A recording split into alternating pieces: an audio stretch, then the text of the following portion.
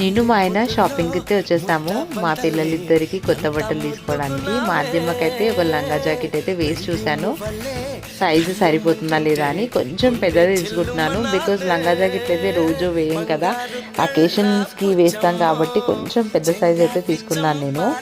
And తను వేసుకున్న దాంట్లోనే చాలా కలర్స్ అయితే చూపించారు. అండ్ నావీ బ్లూ కదా, మా అద్దెమ్మకి ఇది బాగానే సెట్ అవుతుంది అనిపించింది. అండ్ అందులో ఒకటైతే సెలెక్ట్ చేసుకుని తీసుకున్నాం అనమాట మా అద్దెమ్మ కోసం. అండ్ ఇక్కడైతే ఫ్రాక్స్ చూస్తున్నాము ఆద్య బంగారంకి. ఇక్కడికి వెళ్ళిన మా అద్దెమ్మకి అయితే ఫ్రెండ్స్ అయిపోతున్నారు. అండ్ ఇక్కడ బిబ్స్ అయితే చూస్తున్నాను అనమాట. ఇది మొత్తం కవర్ అయినట్టు ఉంది, మంచిగా అనిపించింది. ఇంకా ఈ చిన్న వాటికంటే అదే బెటర్ అనిపించి అదే తీసుకున్నాను అనమాట ఒకటి.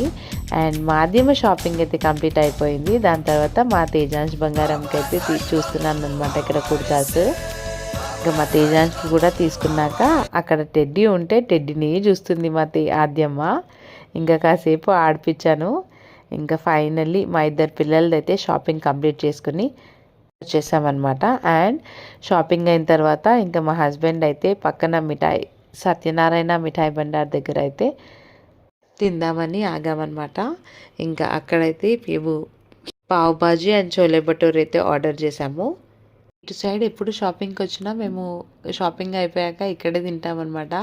చాలా టేస్టీగా ఉండే. ఇంకా చోలే భటూరే బాగుంది అని చెప్పేసి ఇంకా మా హస్బెండ్ అయితే నన్నే తినమంటున్నారు. ఇంకా ఫైనలీ రస్మలైతో అయితే ఎండ్ అయిపోయింది.